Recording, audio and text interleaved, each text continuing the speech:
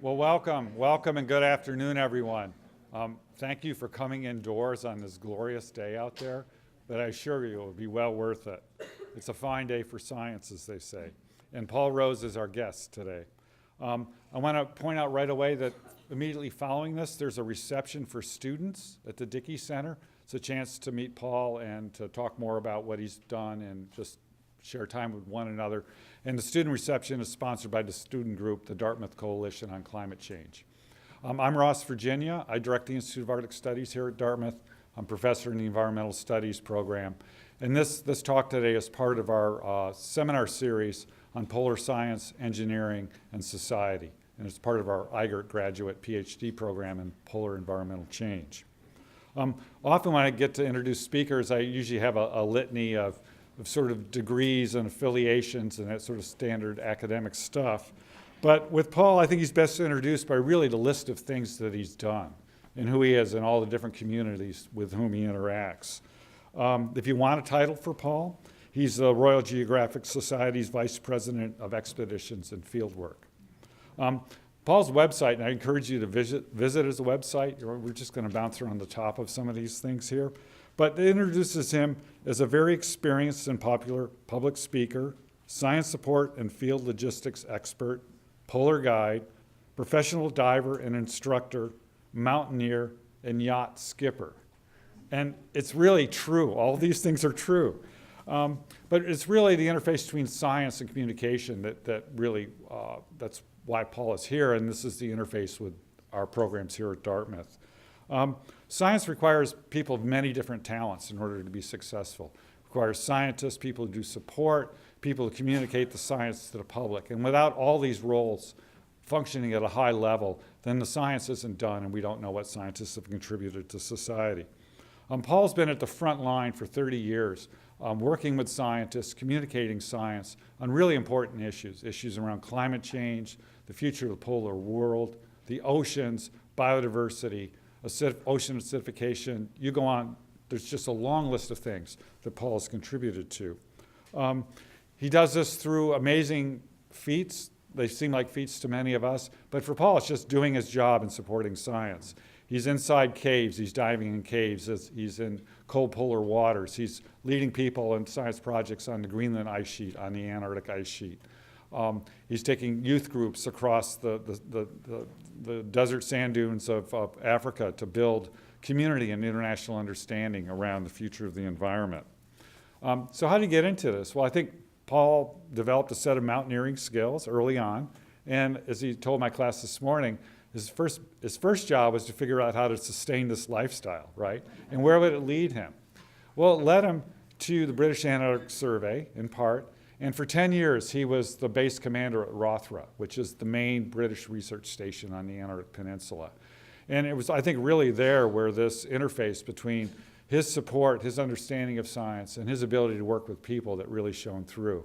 So at the end of 10 years there, he was awarded the British medal by the Queen, and one of the mountains in the Antarctic Peninsula is named after them. So he could check that box with great success. And he still works with BASS, the British Antarctic Survey. But I think it's his ability to communicate science and take science speak and translate it to the public where he's had his most impact. And that's led him to an amazing number of projects with BBC in particular, documentaries, news reporting, specials. Paul's been engaged in all of this. His recent documentaries include Oceans, exploring the secrets of our underwater world, and one that's just amazing, Frank Wild, Antarctica's Forgotten Hero. We both share this really strong interest in polar history. He's currently working on a whole series of projects, and the one we heard a lot about today was ocean debris, and I'm sure he's going to touch on this. The world's oceans are changing dramatically because of the stuff we put in there. But that stuff is also can be reconfigured in interesting ways, and Paul has now become sort of an expert on debris art. And so make sure you ask him about that. I think this is a really interesting new field for him. His voice is known everywhere, certainly in Great Britain, but around the world, as someone talking with scientists and about science to the public. And I think one of the favorite things he's done is one of my heroes is Robert Falcon Scott, the second to the South Pole. And but Paul got to do the voiceover on his diaries for the British Library of History, and that's a very special thing to be selected. He's such a hero and icon in Britain. To be chosen to be that person is quite a high honor. When Paul was arriving in Hanover, we had dinner last night with a colleague, and he said, well, you know, who is this guy? How would you describe him? And I thought for a minute, and I said, well, I think he's sort of equal parts Jacques Cousteau, Sir Edmund Hillary, and Robert Falcon Scott. And I think by the time we're done with this, you're going to see all three of these elements come out. So just a quick story. I first met Paul in Antarctica. He was supporting a science group high up in the Taylor Glacier, and they were doing this really hard physical work, extracting ice and melting it, and a big crew, international crew, working in a really difficult place. I was working in Taylor Valley, down on the valley floor, where I was with a permanent camp there, the weather's nice, it's fairly benign. I was sort of like the equivalent of Club Med, while Paul was way up on top of the glacier. And one of the things we have to do is every morning you have to call into the base and tell everyone that we're all alive, we're still getting along, you know, what do you need, what don't you need? So my group, someone would crawl out of their tent and kind of, I got to do radio comms, and they check into McMurdo, and they give this very quick, yeah, we're here, we're okay, you know, talk to you tomorrow. And then shortly after, this booming, energetic, amazing voice would rumble down the valley that we could hear on the radio. And it would say, it's a fine day for science up here on Taylor Glacier. And of course it was Paul, and you'll see in a minute what I'm saying here. And so that was my introduction to Paul, was his voice in Taylor Valley, Antarctica, and with this great enthusiasm for doing science and being with scientists. So to this day, when I'm in Taylor Valley with my team and it's kind of a hard day, the wind's blowing, we're a little hungry, and I work in the soil, so often we're just on our hands and knees and looking at the ground and doing this and forgetting where we are. And someone will just kind of stand up to stretch and kind of look around, and you see the Asgard Mountains and you see the glaciers, and you look up and you see the Taylor Glacier, and they'll say, it's a fine day for science. So that's your legacy. I want to thank you for that. That will continue forever among the McMurdo LTER group. So it's a great pleasure to have Paul here and to learn more about what he's doing. And the title of this presentation today, it's got a lot of scary words in it. It's From the Arctic to the Ocean, Exploring Hot Topics in Cold, Dark, Deep, and Dangerous Places. So please join me in a really warm welcome for Paul Rose. Okay, thanks very much, Ross. That was lovely, thank you. Oh, great, well, follow that, as they say. Yeah. Thanks very much for a warm welcome, Ross, and thanks for coming on such a great day. I'm not sure I would have come myself, but thanks a lot. You know, as Ross says, I spend a lot of time in the polar regions, and this is my main love, you know, looking after scientists, working with scientists in what I call the science support industry. I absolutely love it. I spend a lot of time guiding in the mountains, mostly in the Greenland now. I mean, you know, guiding in the European Alps and guiding in South America and guiding in North America, you end up climbing routes that pretty much lots of people have done lots of times, and there'd be a bit of a sort of timetable thing going on. But private guiding in Greenland is beautiful. You can climb new peaks, new summits, travel, you know, untraveled, unground-truthed, unmapped glacier systems. And as Ross kindly said, I was the base commander of Rothera Research Station for 10 years in Antarctica. And I spend a lot of time communicating, whether it's 1 hour specials or half-hour specials or big documentaries or news appearances.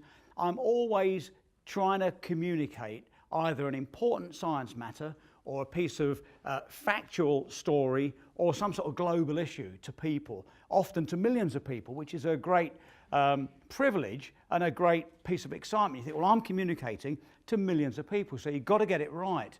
And I've learned that communication is my main strength. I love to communicate. I love the challenge of communicating, and I think I've learned it by getting myself in real fixes. I know what it's like when you communicate to Tibetans that they can have champagne. Not all of it, but if they get all the expedition champagne 4 months too early, then you don't have much of an expedition. I've learned what it's like to be nearly killed by your doctor on the north side of Everest when I've got it all wrong, and I thought he meant put all his gear on this yak, and it all went on the wrong yak, and that's him at 22,000 feet wearing a plastic bag, very, very pissed off.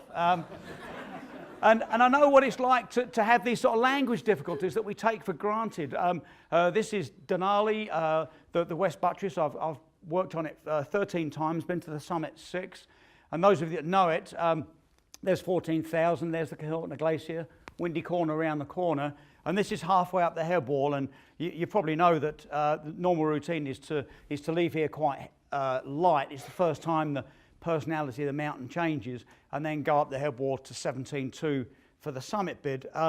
But with this case, I had one client. It was my first time with a sort of private client who had a lot of money and was just going to pay me to just be a one-on-one situation. And I thought that was a big deal for me then, because I've been guiding groups, sort of earned me stripes going that way. And this guy was a pretty okay climber, but he had that funny thing with his hands that they never really warmed up. And he was also very slow getting going. And I was all fired up because this was our move up. And I remember Dave being around the back there, having gone to do a number 2. And I was stood for ages. And you sort of strip down to I was ready to move. I was dressed to move. And I had his end of the rope, and I was cold, and let's get moving. And I heard him shouting. I thought, God, surely he hasn't fallen down the bergschrund here. What's happened to David? And I could hear him shouting. And I got a bit closer. I said, what's going on? And I heard him say, I've just shit in my hood. And I remember thinking, God, did he say he's just shit in his hood? And so I got closer and closer. And then in England, we have this thing like, if Ross said to me, oh, your computer's burned up or something, I would say, you're kidding, meaning like, oh, God, or wow. I'd say, he said it again, and I said, you're kidding. And he came to me, and his face was about this far from mine. He was dripping with poo. He'd done the old thing where the hood had gone in between his legs. He hadn't noticed it with the cold hands and flipped it up. And with all this poo dripping down him, and me as a new guide, he said, do I look as if I'm fucking kidding with this?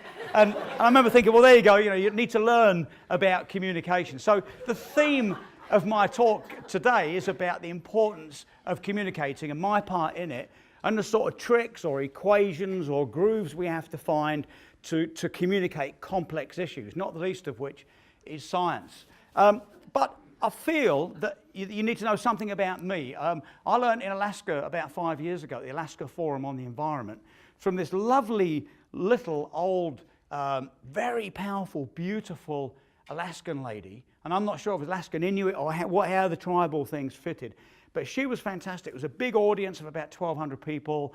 There was the EPA there was business, there was BP, there was all the oil and gas people, Shell. And there was a large group of native Alaskans. And she came up and told me, I was doing the keynote, and there was this big thing on the Alaskan Forum for the Environment.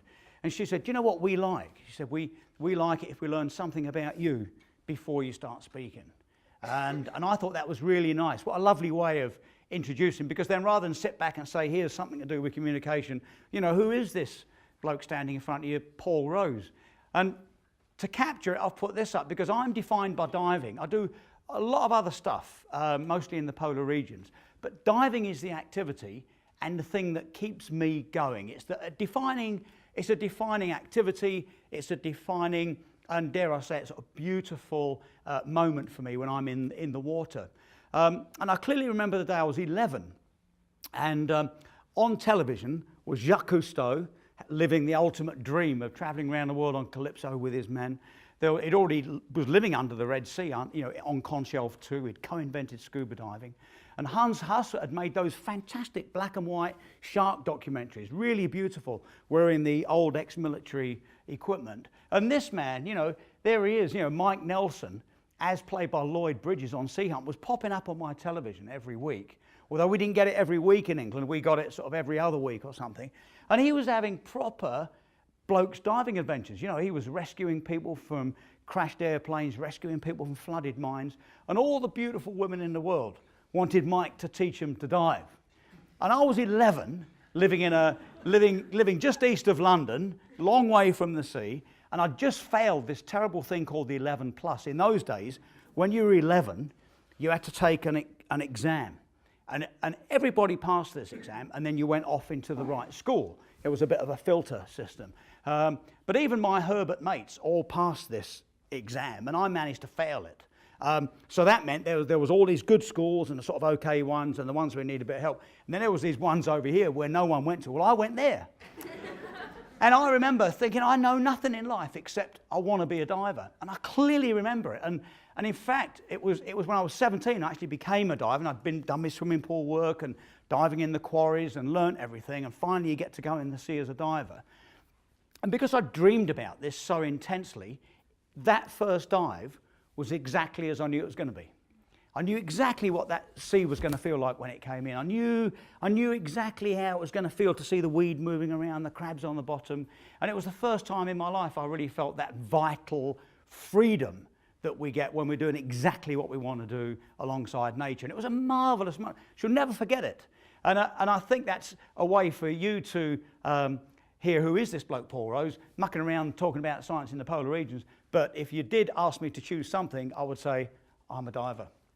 And then last year up in Greenland, I was very lucky. I mean, you might think, well, here's a guy that's been working in Greenland since 2000, sometimes 3 times a year, nearly always in support of science, but I still guide up there. So does it all get a bit sort of like routine? Does it all get a bit of, ticking the boxes and it's just a piece of professional work? And here I was last year in June, and when I got back from this journey, it was a 5.5-week journey in Greenland. I must say, I actually remember thinking, this is the most beautiful journey I've ever made. And there's something about that. I mean, I'm 61. I've been a guide since 1979. So I've had loads of journeys, all kinds of journeys, all over the place. But there was something beautiful about this. And what it was really quite a simple journey. There's a map of Greenland. And we went from there, Constable Point, down the coast to the Watkins Mountains, and climbed Gumbionsfjord, the highest in the Arctic. And this route, this 275 kilometres, had never been travelled. I'd been to the Watkins before. Lots of people go to the Watkins, normally fly in on a ski-equipped twin otter. But no one had looked at the map and thought, hey, no one skied in from Constable Point and travel, Nud Rasmussen land, untravelled ice caps, unnamed, unground-truthed glacier systems. And I had a beautiful team. I just had 3 clients. That meant it was 4 of us, 2 tents. And we could travel light. We travelled quite fast and efficiently. And seemingly every day, we had perfect weather.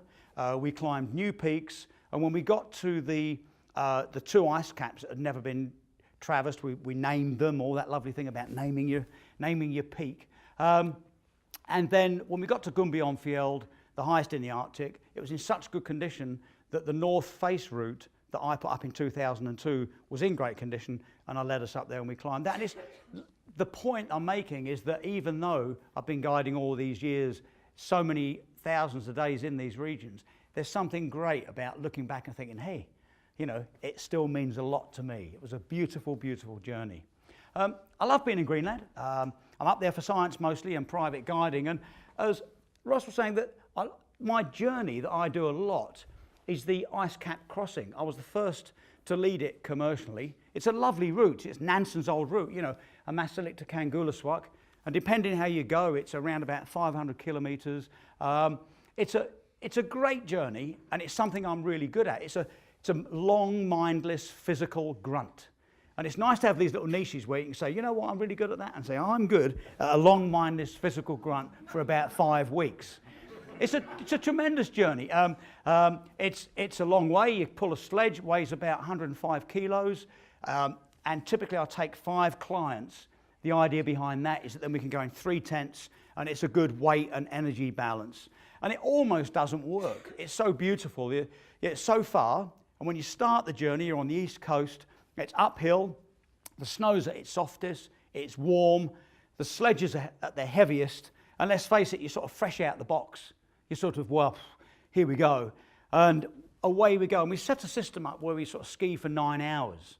So 6 of us, that's each one of us in front for an hour and a half. And eventually after 9 hours, you're as far as you're ever going to be that day, completely exhausted, so camp up and keep moving. Well, in those first days, everyone's absolutely exhausted, the hips, the backs, everything's just sort of getting used to pulling the loads. And you've only gone like 8 kilometres. And it's crazy, you look at the map and think, this is a disaster, because here's the map, and here's us. and it's so little progress that if you're out by 15 or 20 degrees, it doesn't matter. You know, who'd have thought it? So you can ski along, and if I can see someone in front being driven completely batty by trying to ski straight, and they don't need me yelling at the back, left a bit, right, then I just tell them, doesn't matter. You can be off as much as you like, because we're making such little progress, it doesn't matter. So can you imagine the massive demotivator? You know, these people have spent a lot of money, and you're telling them, we're getting no progress. But anyway, we know eventually that same amount of effort every day, your sledges get lighter, you reach over the summit, you come down the other side, and you normally, coming down the west side, we've got a tailwind and we can get the kites up and really make some big distance, sometimes even as much as 90 kilometres in a day. So it does work. It's a whole magic sort of emotional process getting across Greenland. And I'm often asked, who does it? Who comes on these trips? Are they all wealthy lunatics? Are they people that have all been to the North Pole, South Pole, looking for another big ski target?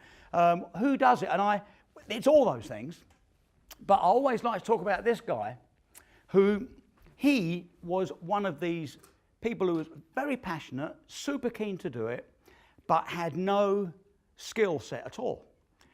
In fact, 3 weeks into the trip, I was still shouting at him to put his skis on the other feet. You know, with telemark skis, you can put them on the wrong feet. And I'd be thinking, there's something funny about Dave. And I'd get up there and his skis would be on the wrong feet. When we were training in Norway, he was clumsy, stuff was blowing away, couldn't really get the tent sorted. But he had a magic about him that I thought, well, it's worth sticking with. Let's bring him on the trip. And it got worse when we got to Greenland because he insisted on putting the old white zinc oxide stuff, the greasy, and it was dripping off his nose. And so it made him clumsier and harder to put the tents up. And I shared a tent with him. Obviously, you think, well, he's the weakest in the group. I'll share the tent with him. And it was a problem because it meant I had not much space. He was a big guy, so he took up all the damn tent. It meant I had every alternate day when it was his turn to cook. I had zinc oxide in me porridge and my water, and I thought, well, sooner or later, I was working very hard to keep on top of managing this guy. And I thought, well, I'll start. If I accept that I hate him, it's all right, because then I've sort of given off that bit of energy. So I thought, right, hate him. Yeah, it was great, and it was great every day. I thought, right, you know, and over the next sort of middle part of the weeks, when a lot of spare gear was, you know, he was coming out of my pulp to him because he was breaking or losing stuff. And I thought there was only so much to go, and he's a big unsupported, risky journeys. I thought, well, maybe I could kill him. It's the first time in my life that I thought, that's it, I'm going to murder him. And I figured, who would know? Piece of cake. You know, I could say, well, I told him not to go over there. He went down a crevasse. He's gone. And I was fantasizing over this for a few days, and suddenly, you know, sense came that hang on, you better talk to him. And we're about 3 weeks into this trip, so we've still got a hard week to get off.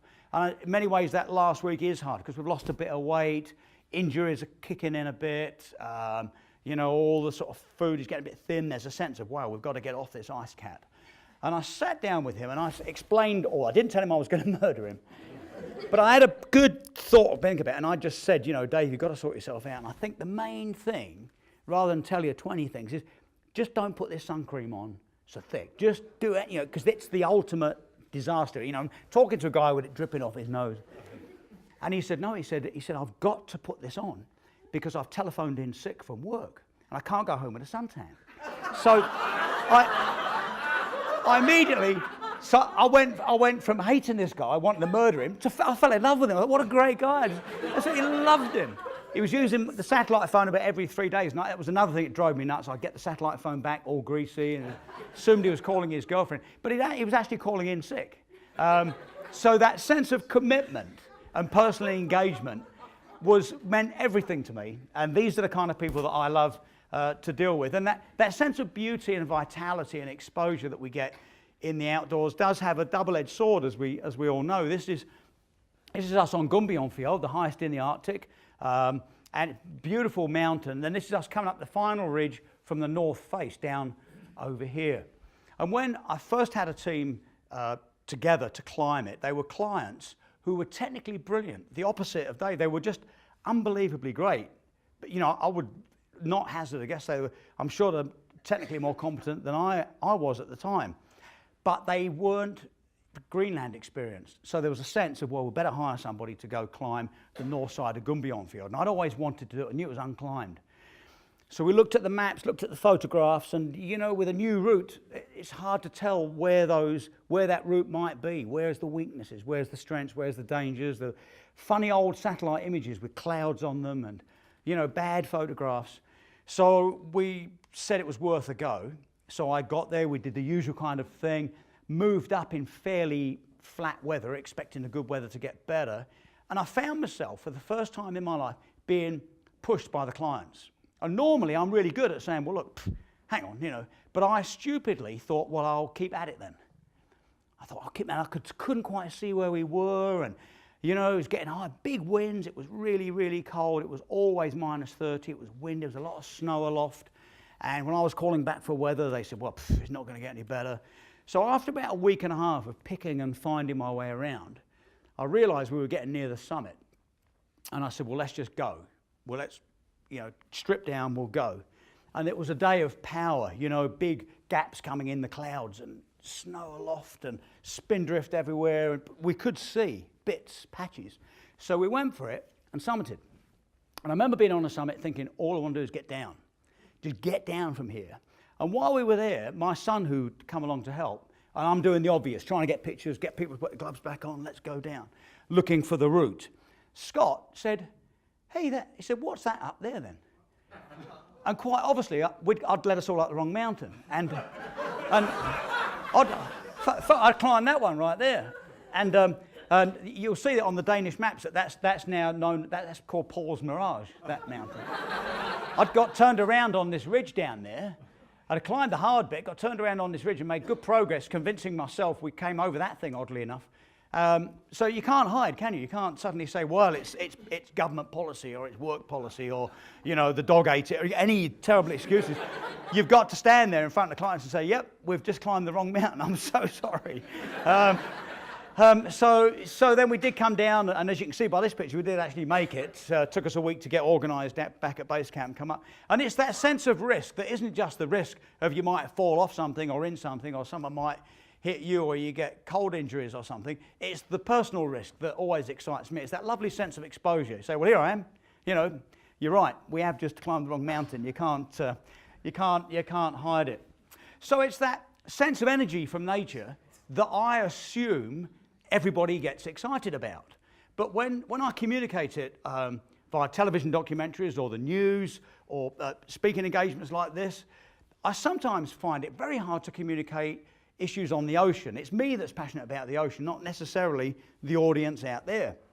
And we've all seen these pictures, you know, the Great Pacific rubbish gyre, these pictures of these, you know, this thing in the Philippines, this massive plastic that exists, and these horrible pictures of these birds who peck away at all the objects in the sea, and they can't tell the difference, and they take in all the things that we know, plastic bottle tops and all the rest of it.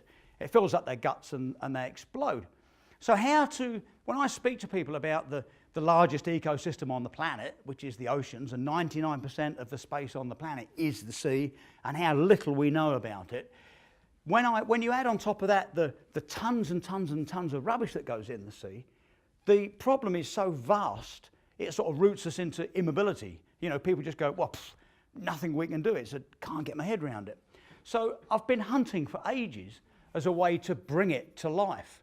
So working with my colleagues in Switzerland, they came up with the idea that in Zurich, of all places, you know, in Switzerland, you know, an enclave, landlocked country, they thought they could provide ocean leadership, and I loved it.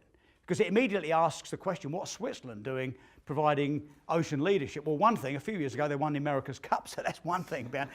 But even if you ignore that, because we're asking the question, how is it that the Swiss would get engaged in ocean leadership, the fact we're asking the question from a television and radio broadcasting point of view, that's great, because people are opened up a little bit. So a bunch of us got a load of debris from Hawaii, the North Sea and the Black Sea, and piled it up in the main hall of the Zurich Museum of Design, and that was about as sensible as we could make this pile. And when we got it piled up, we got all the scientists together and said, how much is it? And they worked out with all the remote sensing and computer modelling and as best ground truthing as possible that that's what goes in the sea every 15 seconds. So even if it's off by a fair bit, let's say it's 45 seconds, but it could equally be 10 seconds. It's a lot of rubbish going in the sea. And it's a beautiful exhibit. Down this side of the halls, there's all that computer modelling, how we know where it comes from, how much comes out the rivers. And then down this side is the more sort of industrial piece, which is our relationship with plastic. You know, it's a great product. We can't do without it. But it's once we've got it, what do we do with this stuff? It becomes we each become the sort of owner of a piece of hazardous material, and how responsible should we feel and all that. It's lovely.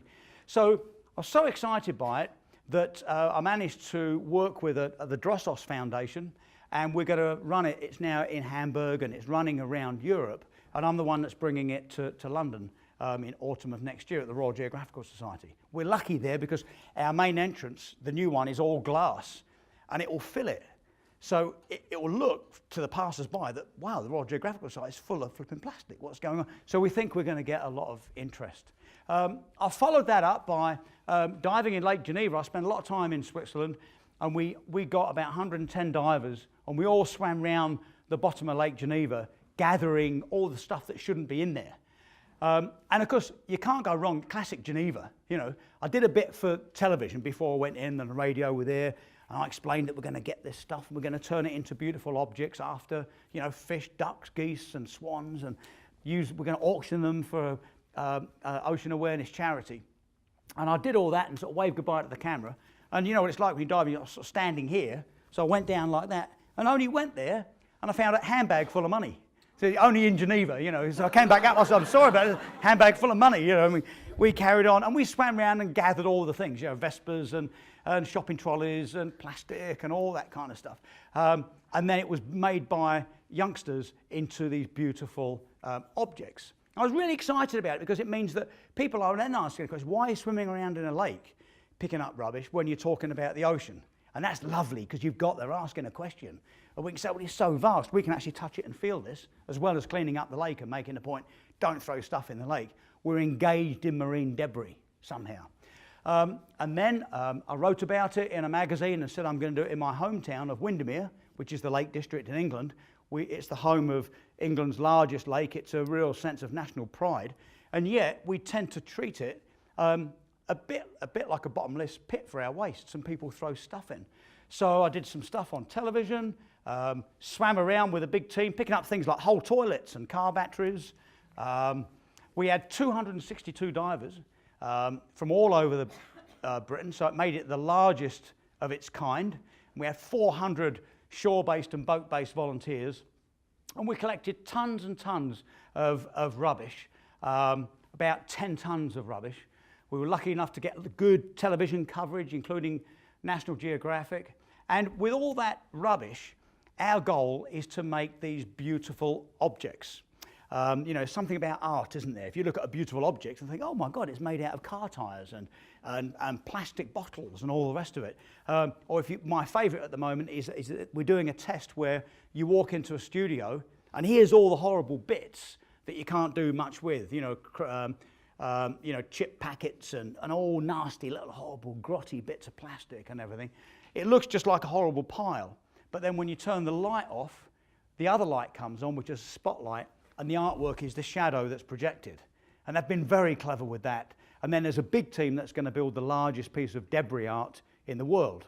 And we're going to finish that June 22nd, just after, just before rather World Oceans Day. And it happens to be Kurt Schwitter's birthday.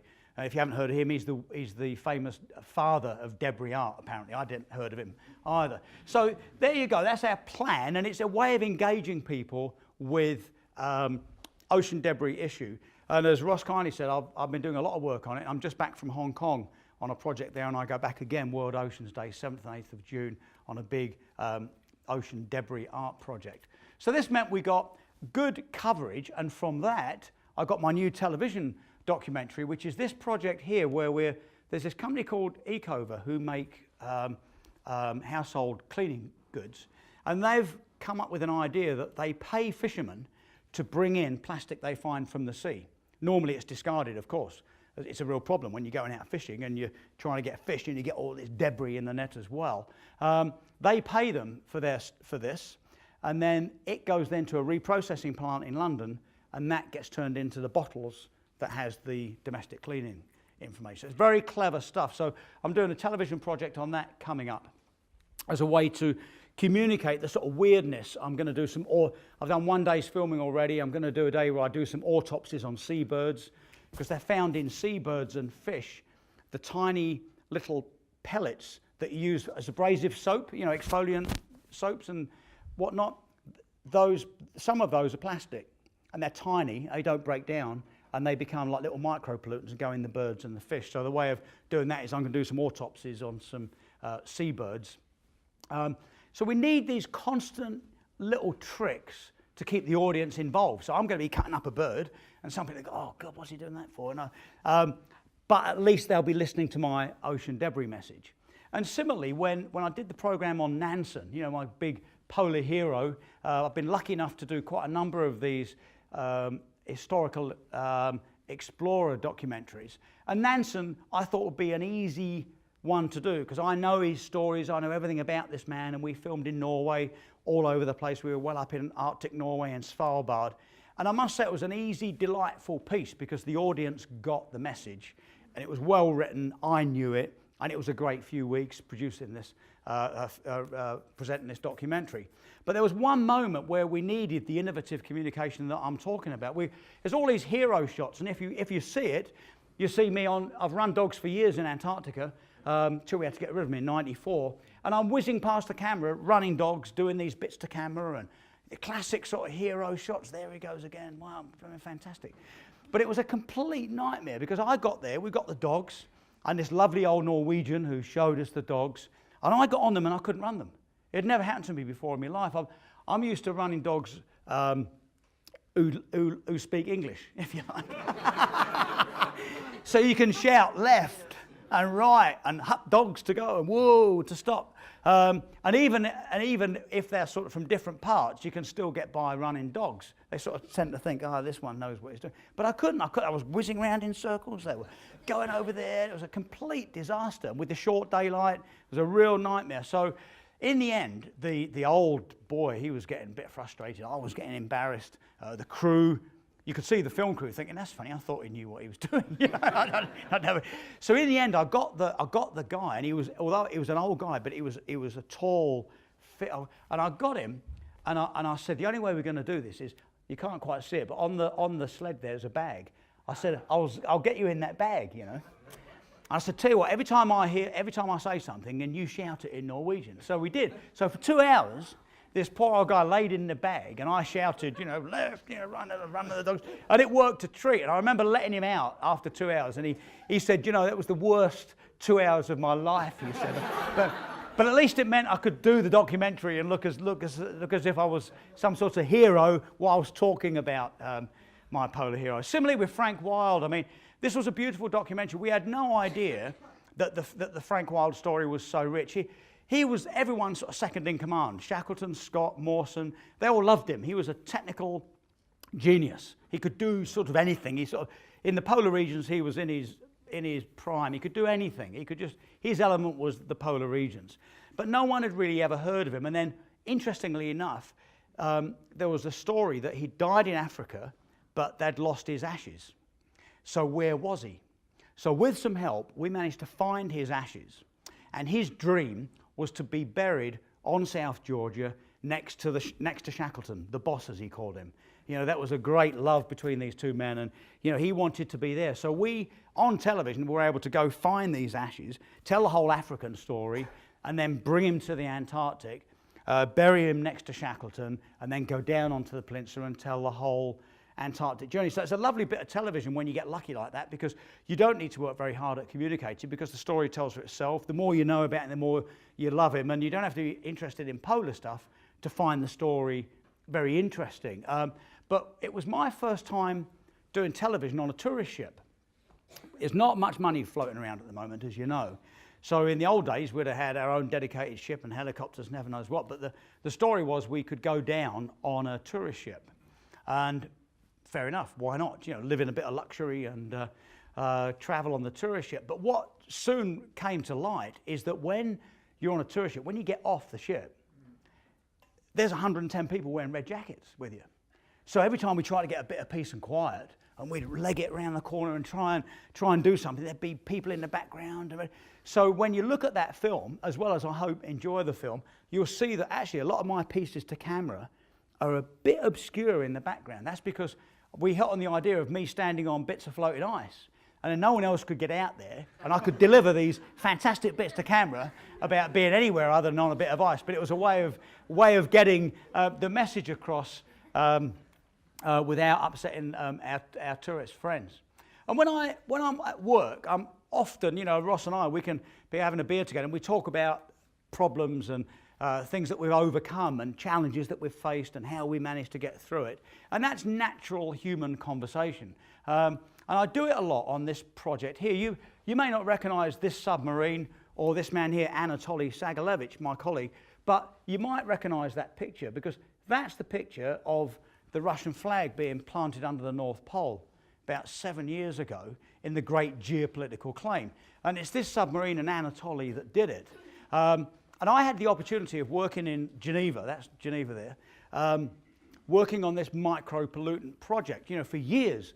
I mean, mid-sized European lakes, there's a lot of people living around them, there's been a lot of industry, and for years there's been pharmaceutical products that's gone into Lake Geneva.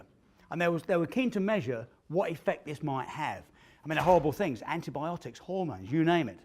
But if you measure from the surface, it's a deep lake, 300 meters, you can't quite tell where in what part of the water column your Nansen bottle or other sampling device really is.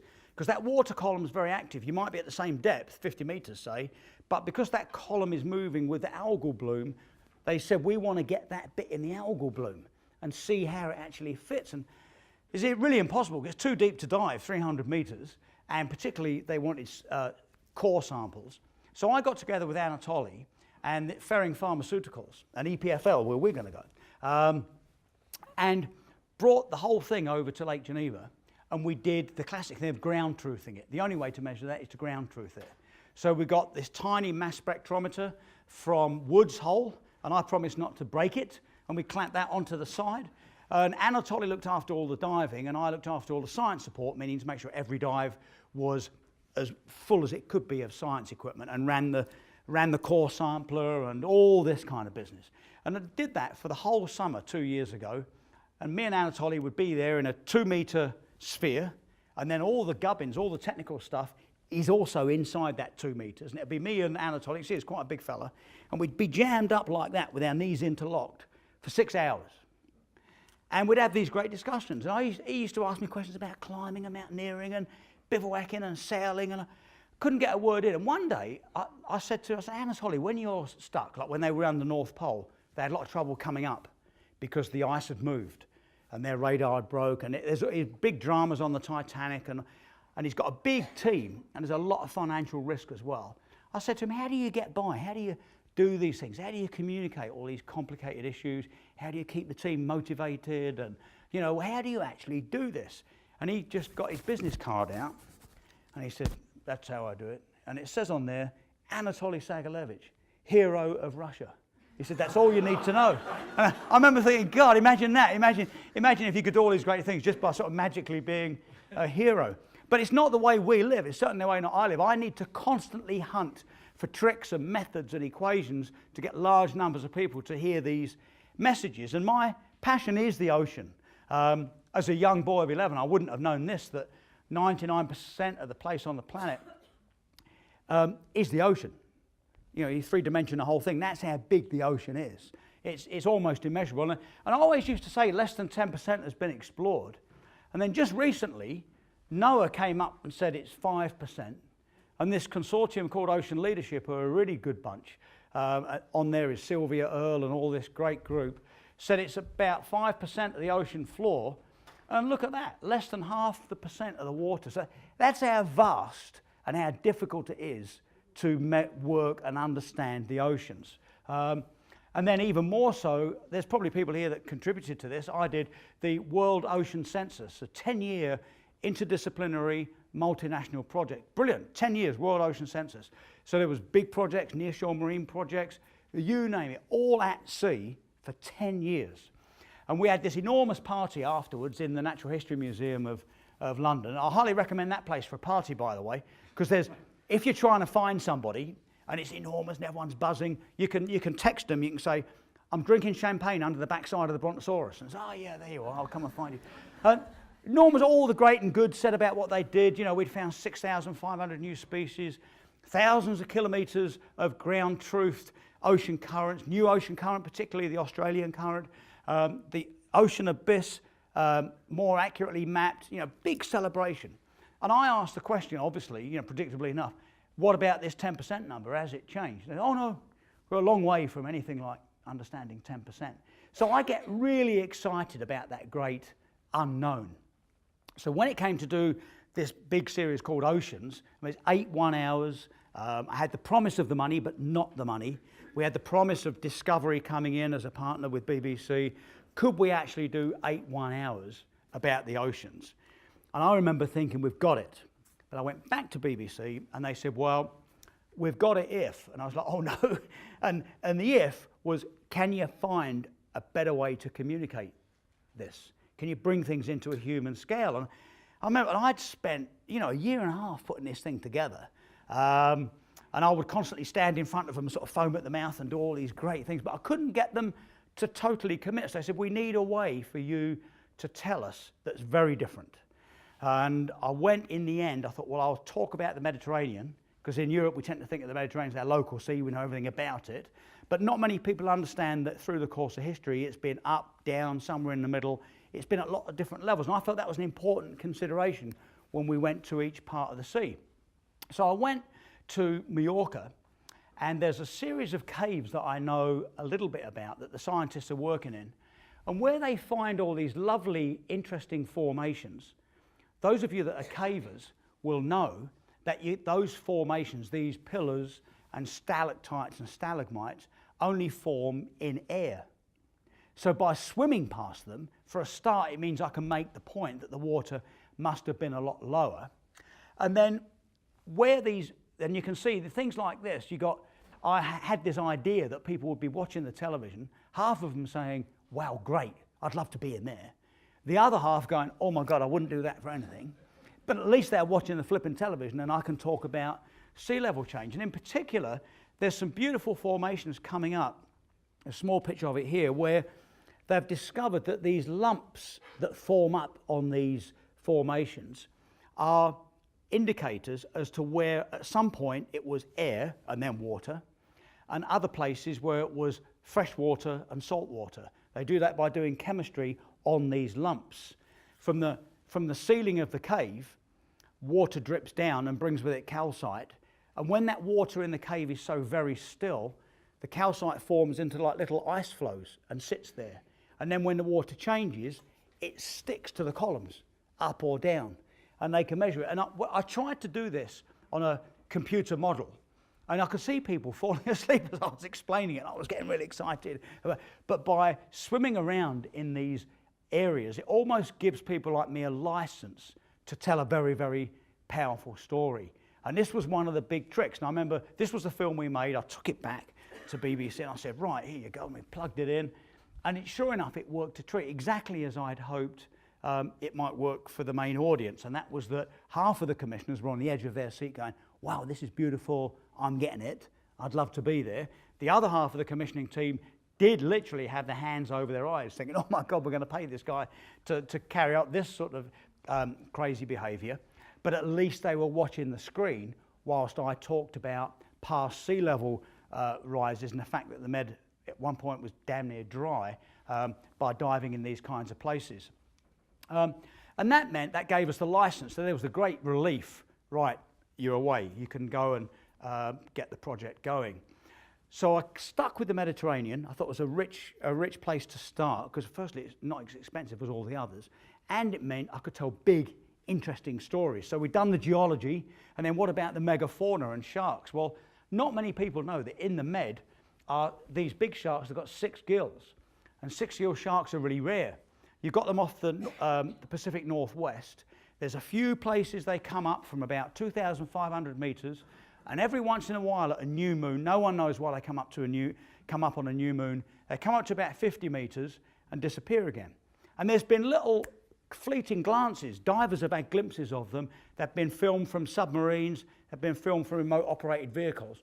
But it hasn't been, in television terms, the classic two-shot, where someone is with this thing speaking about it and why it's important. So we went to the Straits of Messina, which is between Sicily and the Italian mainland, where there have been them. And I had a number of dives getting nowhere. You can imagine what it's like. You go down there, it's very deep water. I'd sort of level out about 45 meters, drift along in the current, just black, nothing.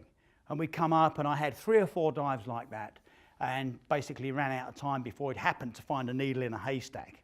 And I remember our producer at the time saying, you know, Paul, we can't travel around the world with you not finding things. We're going to have to get the thing on this dive or forget it. So we put together a big, I was using open circuit scuba, so we put together big cylinders, overblew them. You can pump them up a little bit, 10% more sometimes, blew them up, went when the current was really ripping at night, so that I would travel more ground and have more air, so therefore extend the possibilities. And as we went out, our Sicilian boat captain, he was a great man, lovely man. He said, you know, how do you know that this shark's going to come to you anyway? Because there's 7 people in the water to make it look as if I'm on my own. I've got my safety diver, 2 cameramen, the lighting men, they're safety divers. And I remember saying, well, we're just going to get lucky, you know. And Anne, our producer, was at the front of the boat, and I could see her, you know, anxious, and let's get on with this thing. And he said, you know what?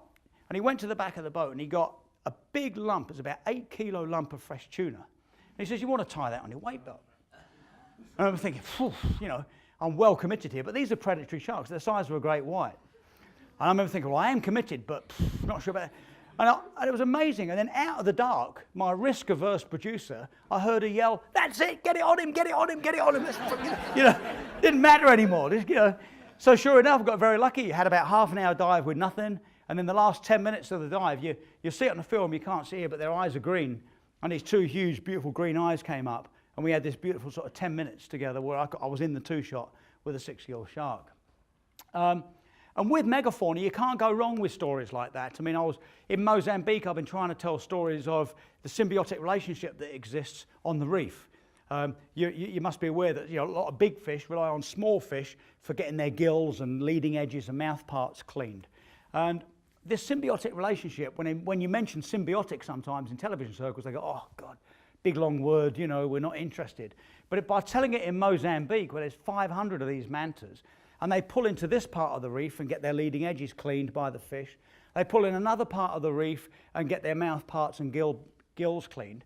And then here, they pull up and get these big shark bites cleaned. Because 80% of the mantas have got enormous bull shark bites at the back end.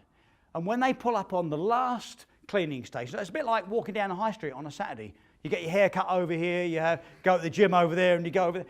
So it's a lovely way of sort of telling this very important, interesting, curious story about symbiotic relationships and the special fish, the lovely little butterfly fish that live off the bacteria on those wounds. But in doing so, that cleans the wounds and keeps the mantas alive. So we're always looking for these kinds of tricks, and some fall really easy, and some fall really difficult. With the oceans, I was trying to tell the story that 4 billion years ago, our oceans weren't the life-giving, energy, oxygen-rich things we know today. They were black, anoxic, lifeless places. And the things that helped bring them back were called stromatolites, which are lumps. I mean, these are active ones in Bahamas. They don't look very active, but they are. And we all went to the Bahamas, and I swam round and put an oximeter on them. And then the number went up from 0 to 0.02. I said, look, you know, this is producing oxygen. It's, you know, bloody fantastic. And you know, the television people are like not remotely interested. They, God, it's the worst bit of television we've ever seen. So I needed a way to get someone else excited. So I went back to the Bahamas, to Andros, and this isn't the best picture, but this is called the black hole of Andros. And unlike holes that you think about, blue holes that lead to the sea, this is completely black. And the scientist there, a friend of mine, Steffi Schwab, she was going out, rowing out there, lowering down bottles, and coming up from 50 meters was water that's the same chemically as our oceans were 4 billion years ago. I think, well, how can this be? How can that possibly be? It's not the same water, because all the geological movement, but it's the same chemically. So I thought, right, that's all we need. And it's in the Bahamas, because I was trying to do the whole Atlantic story. So we got there and jumped in, and I had the dive expecting to go into Blackwater at about 50 metres. And I got down to about 17 metres where this picture's taken, and I thought, I'm on the bottom. Can you believe it? So I figured I must be on a ledge. And it was a bit cloudy, so I kept moving around out to the middle, and I was still on the bottom. Like, gosh, there's something wrong here. And then I realised that I was actually sinking into the bottom. I thought, that's really, I've never had this before. And it was really warm. It was really uncomfortably hot. It was like middle 30s. I thought, why is hot this, hot water? See, and I could feel myself slowly easing down. So then, if you know divers, you can make yourself heavy. If you don't, you can just dump air as your non-divers, and you can just sort of sink. So I did some tests, and I could feel myself going down in like this hot potato soup. I thought, wow, this is just amazing. So I kept at it. And as I did so, you can't smell anything when you're diving because your nose is in here, but I could feel myself being permeated with rotten eggs. I thought, this is really weird. You know, I feel, taste rotten eggs. And I kept going down and down and forcing myself. It felt really claustrophobic to be in this thick. You know, I could barely move in it. And after quite a long way, about the height of the theatre here, I started to get a different feel, a sort of light above me. And then I popped into refreshingly cool black water, completely black water. And we did all the samples in the dives, and we proved that's water, the same chemical, is 4 billion years old. So it's a very complicated thing to film because, you know, I'm supposed to be talking to the camera. I couldn't even find the camera. And so we got up and we rehearsed it and we went down, and because Mike wanted to get me coming up and going down, coming up. And the whole idea was to make a sequence of this. So we did it all day. We had 4 dives. And at the end of these dives, I remember thinking, God, I don't feel very well. I felt really weird. And Mike, you know, was saying, look at the camera, all the shiny bits on the camera had gone black. All the shiny bits of my diving gear had gone black, and I just felt really weird. And Mike said, hey, look at you. And my hair had gone gold, bright gold. And we had no idea, but what's causing that layer is hydrogen sulfide producing bacteria. And that's so aggressive, it's not letting anything down in there to live. And of course, what we also didn't know is it's a topically absorbent neurotoxin, which, as you can see, has done me no harm whatsoever. But it's one of those dives, you know, I'd love to do that 6-gill dive again any day because it was so beautiful. But in my life of about 8,000 dives, I would never, ever go near this thing again. But at least we told the story. And then I had to suffer the embarrassment on board the ship in the Bahamas because we filmed things out of sequence sometimes of the team saying, we're going to have to dye your hair. I go, oh, God. So then there we are in Grand Bahama getting black hair dye to go on top of the gold and go, oh, it's gone ginger, hey, you know, and, oh shit, brown, and eventually got the hair back to more or less where it was, and we could carry on filming. And when we're talking about big issues like the age of the ocean and geology, we need a way to bring it into a human scale and touch it and feel it. And we were blessed in Italy because I was keen to tell the audience that there are volcanoes that are very active in the Med under the water. And this one in Italian waters, called Ferdinandea, through the course of history has been up quite a bit. And when it pops up, everybody claims it apparently. You know, the Italians claim it, they call it Ferdinandea. The French claim it, they call it Julienne Island. We imaginatively claim it and call it Graham Island to fit with all the other Graham Islands there are in the world. So it's a nice sort of quirky bit of geology, gets people interested. And then beautifully enough, for television anyway, I hate to say it, the Americans bombed it in 1986 because they thought it was a submarine in support of Libya. So it's marvellous, you know. These are the kind of things that we love on television because we're suddenly talking about volcanology under the water, but people are listening thinking, what the heck can this be? Similarly, in the Sea of Cortez, I remember the days of you know, this many hammerhead from the old Cousteau programs whizzing around over the seamounts, and I figured that we needed a way to go back to the old Cousteau days, and this is what the hammerheads used to be like, and the fact that now there's hardly any. In fact, most people don't find any. And where have they gone? We've fished them. They go with the 100 million sharks that we kill every year for our appetite for shark fin soup. And I didn't want to be just another person sort of pointing a finger at the audience, as that we've got to find a way around it. So I decided to tell the story in an odd way, and it was, I went down looking for hammerheads and quite obviously didn't find them. Had some big long dives on my rebreather, 3.5 hour dives, no hammerheads. But they've been replaced by these things, which are, nature's always in balance. When the shark's gone, what took its place were these giant Humboldt squid, and they are big. They're as big as a person. Very aggressive, very weird to dive with. They've got big beaks, they fly fast, they communicate by light. When you go down through them, as you look up, they suddenly form a big thick ceiling above you. And they come at you at night very fast. And worst of all for someone like me is their eyes are the same construction as human eyes. So not only have they got big brains, big eyes, big teeth, aggressive things, but they actually look as if they know what you're up to. So it's a hell of a thing to be around underwater, hundreds of these things. But it worked for television because rather than me talk about shark finning, the audience could see me having a really hell of a difficult time dealing with these awful beasts. So it was the way of sort of finding these funny little ways to get the audience to watch us. And similarly in the Sea of Cortez, I was very worried about these people. These are the Seri Indians, beautiful people, the indigenous people in the northern part of the Sea of Cortez, who've been given a special license to fish for scallops. Diving, normally you can't, because there's a bit of a licensing keeping the fish stock sustainable. But the Mexican government give these tribal people the opportunity to fish using diving gear.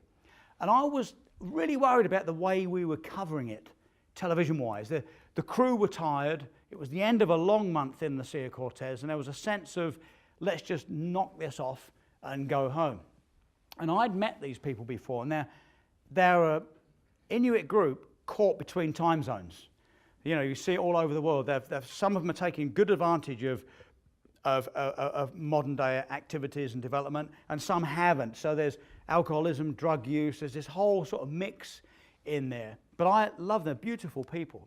So we were going out for a dive, and there's the diver, there's his dad, who's a sort of village shaman, and this is the diving gear, and it's a lawnmower engine on a paint sprayer compressor, running a garden hose to an aluminium beer barrel, and on the end of that is a 100-metre long hose, and the diver breathes through a really awful looking second stage. So that's horribly dangerous diving. Even if you look at the dive profile, as we call it, it's really super aggressive. Plus, these compressors aren't like diving compressors. These are lubricated with oil, and tiny bits of oil do get past those rings, and they do get this lipoid pneumonia on their lungs. So it's very risky, horrible diving. But I wanted to make the point that they were very proud, beautiful people. And when we got there, with my crew going bananas, just want to knock this thing off, we were going out, and the shaman there, the diver's dad, sang. And he sang beautifully. It wasn't just like what could be random chanting. It was beautiful, beautiful song. Obviously about the weather and safe fishing and safe diving and all that. But I didn't know what he was singing, but it was beautiful. And I was spooled up on the boat, and I was laying on the boat thinking, God, I hope we cover this properly. And when he stopped, it seemed like the world was ringing with silence. It was just beautiful. And there he was. He'd just sung his song, and we were going to dive. And I was so spooled up that when he went to me like that, now, in the cold light of that, I realised he meant, what did you think of that? Thanks very much. But I thought he meant, over to you. And I went, oh, God. So I stood up, and I sang something called Nellie the Elephant, which is a really crap children's song. But I found I was so overwhelmed with the sort of beauty and power of the moment. And I was up there, I was singing and dancing Nellie, and he was loving it and all clapped. But my crew, who I'd sort of berated before, God bless them, didn't film it. And so it's not on television. So, I always use that as a sort of method to sort of explain, what happens when you get overwhelmed by the situation, when you're trying to communicate very complicated issues. So that's me. I'm Paul Rose, and I invite your difficult questions and inquiring minds. Thanks very much. Thank you.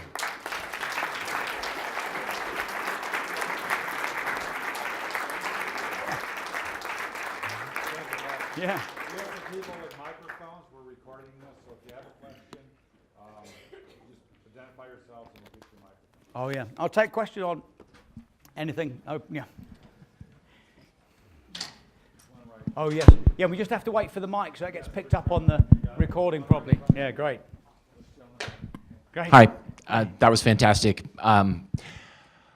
I wonder, now that I have a live person here from out of an ocean documentary, which I'm a big fan of, I can ask you, the end of these documentaries are always so depressing because they always say, the only enemy of the hammerhead shark is man. Yeah. And they're very depressing. They talk about the garbage patches and all of this stuff, and you get so you can barely watch them because you know what's coming, and it's true. Yeah. And so is there hope, I guess, is the question, because that's always what I want to know at the end of these things, because it never seems like it. Yeah, that's a brilliant comment, and I agree wholeheartedly. And there is hope, because I look at the next generation.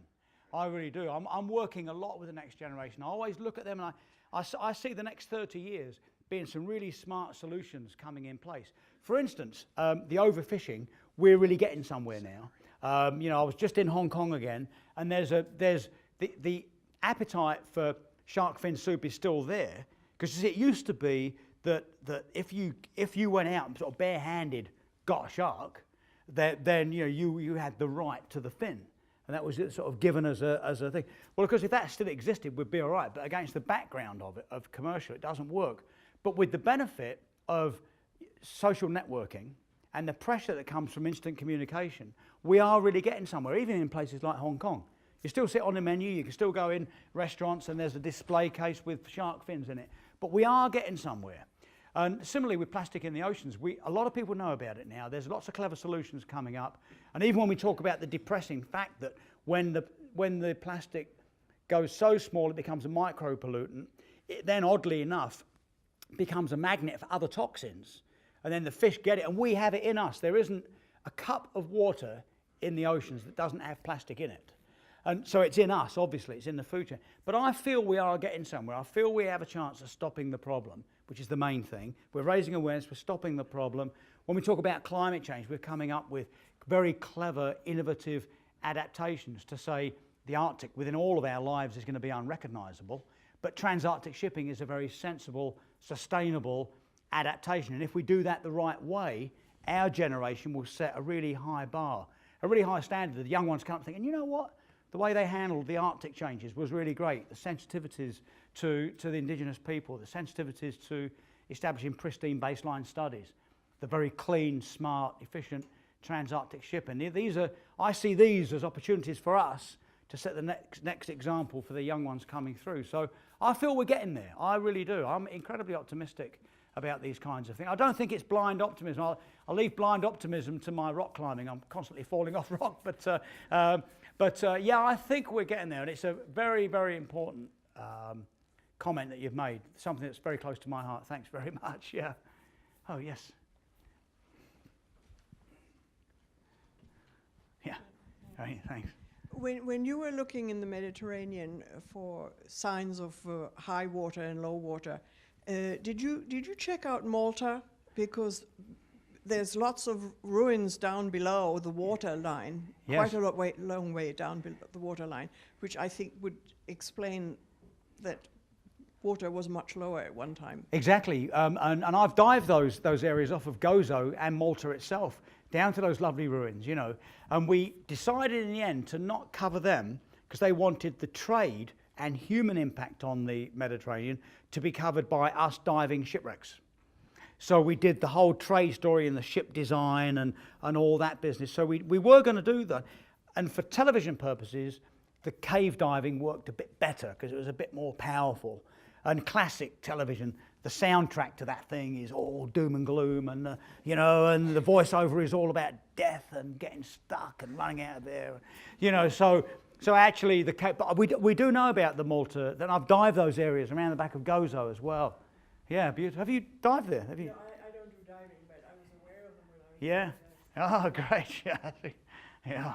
I think with television, the more sort of riveting, the better. In many ways, Yeah. Well, I find that riveting enough. Yeah, oh great, yeah.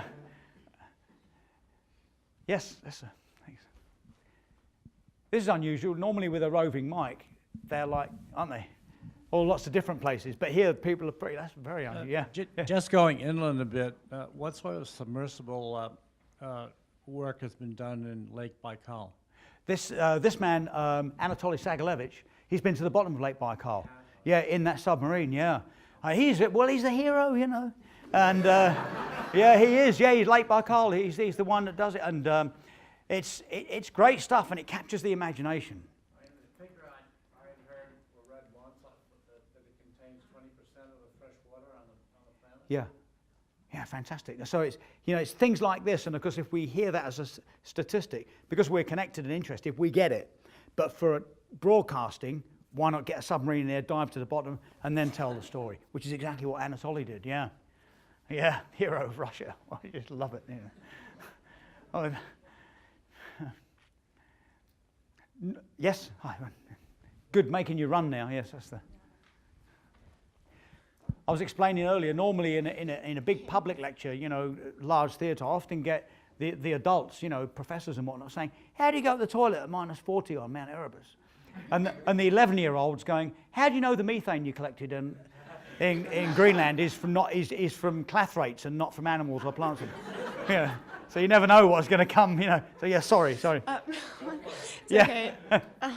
So it's my understanding that in some coastal Greenland towns, it's common practice to push the waste into the ocean. Yep. So I was wondering if you'd done any outreach locally in Greenland about trash, or had considered doing that at all? Yeah, well, as I'm now living a debris-filled life, it seems, I have, up at Constable Point. Have you been to Constable Point? It's very easy, accessible. You know, it's one of these places that's easy. You can fly in from Iceland. You can connect with any flight in Greenland. Flying is a great, you know, sort of 1.5 km long gravel strip, and it's a good field centre. Then it's a good hub for prospecting. You know, rare earths, minerals, diamonds, you name it. It's a great site for science because you can get in, and it's a tremendous site for people that are, say, going to the Watkins Mountains guiding or climbing in Renland or doing big ski journeys. So it's a lovely hub. And then just down the coast is Itakortamit, which is the Inuit village. It's beautiful. But for years, what they do with their rubbish, it's the old story. We've got money and resources to take stuff in, but we don't seem to have the space, the money and resources to get rid of it. And it's heartbreak. It's absolute heartbreak. I sort of go to Itakortamit, and I can see it in my mind that it's almost sort of making sense because the villagers there, they haven't got much money, they're getting by. They've got this whole, although they're self-ruled, they've got the Danish Crown Colony thing going on, so they're getting social support. There is a lot of sort of habit, if you like, about throwing stuff away. I can sort of get it. But at Constable Point, which are us going in, and tourists spending thousands of dollars and mining companies spending millions, you go around, you know, to the wharf where the ships pull in and you can use it for small boats and whatnot. And there's a dump, and on this dump is everything. I mean, everything you can imagine is on that dump. Now, things like aluminium ladders, bits of vehicles, and all that, big lumps. Again, you can sort of see these bits of metal being fairly benign. And then you go around the ditch, and what's in the ditch? Oil filters, batteries, you know, labels of Hazchem stuff with water running off down the tundra, down the thing, into our pristine oceans. Unbelievable. And in Ilulissat, I've worked a lot in Ilulissat, there's the well, you hate to call it, it's the most beautiful rubbish dump in the world. It's a lovely rubbish dump. In Ilulissat with the iceberg factory, icebergs going past, whales, fantastic. And there's this dump with it's all going down into the sea. So with Constable Point, I've agreed, I'm racing next year in one of these big Arctic ultra marathon things, you know, big sort of 4-day, 100-mile ski race thing. And I'm basing it on my team, we're going to be based at Constable Point. So the visibility they're getting from it, they've agreed that we can do a cleanup campaign that won't embarrass them or the locals or the companies that work there. So there's all these sensitivities. Because you go and clean it up, and then what's the public feeling about how they did it? So we're just working out how to do it. And obviously we're going to use teams from Itakortamit, and it will be their initiative. So just as we use pristine baseline studies to get people excited about other parts of nature, we're going to use this as a best practice thing instituted by the locals and all that. But it's heartbreaking. It's unbelievable. It's terrible. I've got so many pictures of that Constable Point dump. You know, Chris, you've been there. Yeah, amazing. It's funny, isn't it? Got the money to get it in and not to get it out sometimes. Yeah. You see, you're right. It is life is overwhelmed by debris now. Sorry, I'll take. Yes, I'll take questions on anything. Comments. Oh yes.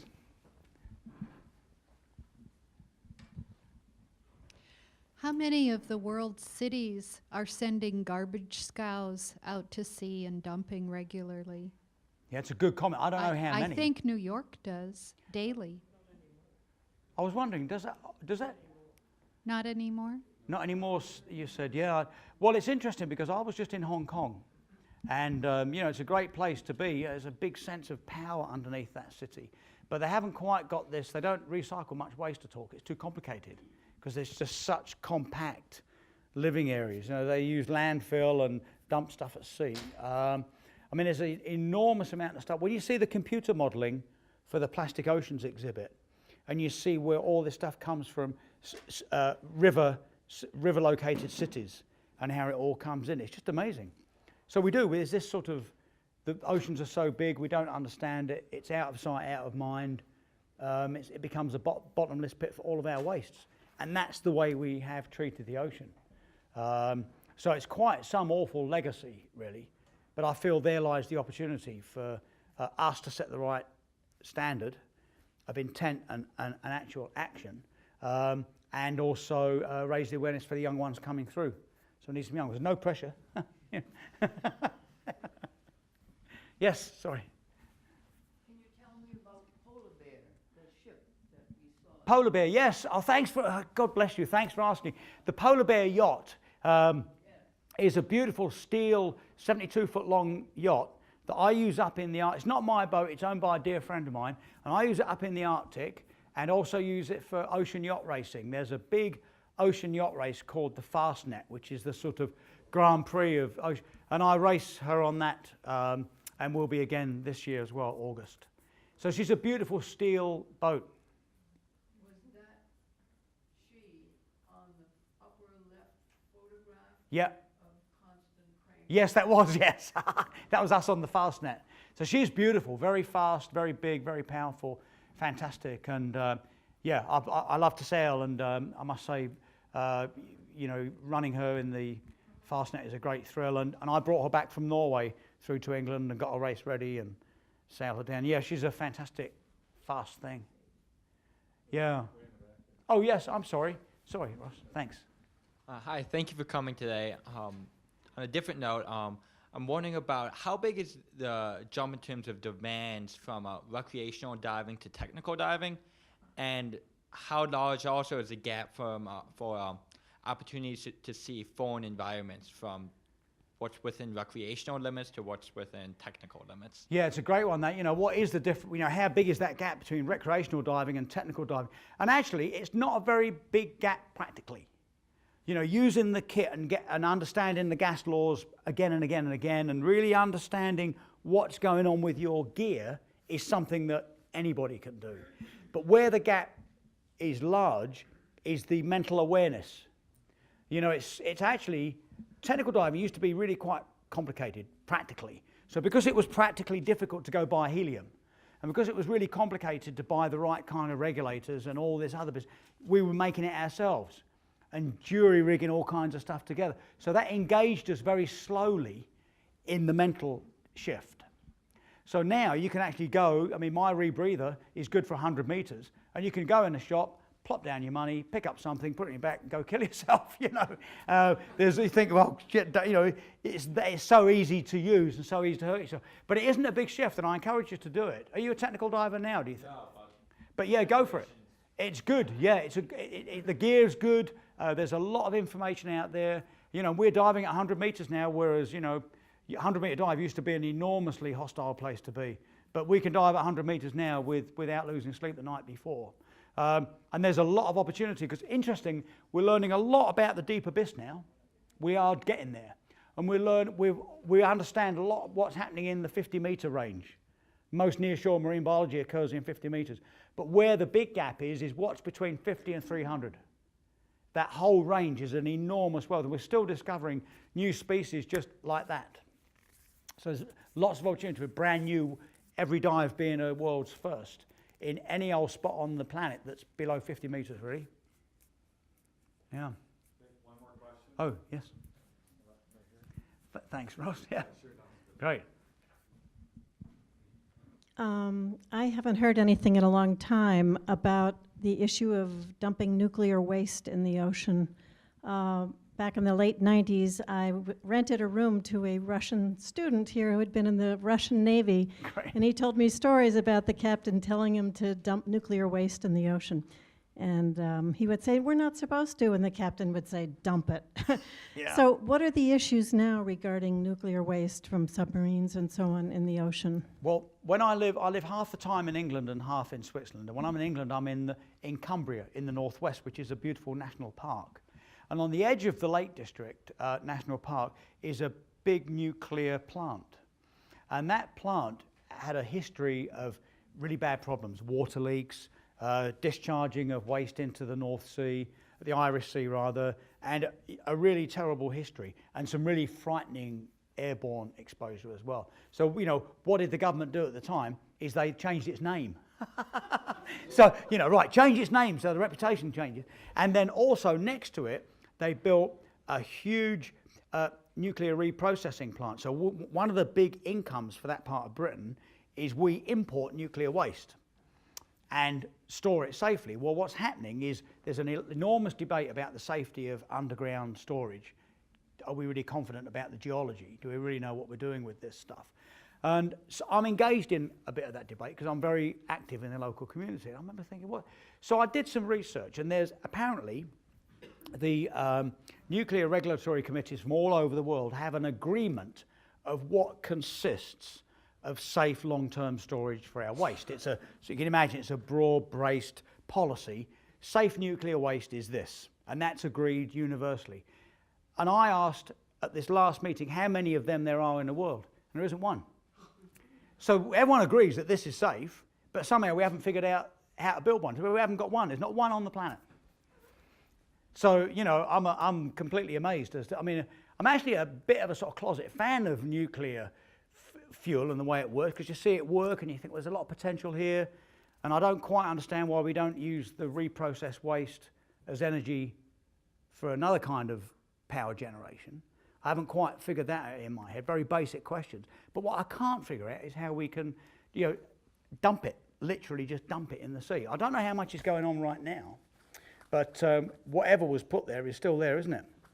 And is there a chance of us actually getting it off the sea bottom without killing ourselves or disrupting? Who knows? There's another challenge. Where's the young ones? Oh, there you are.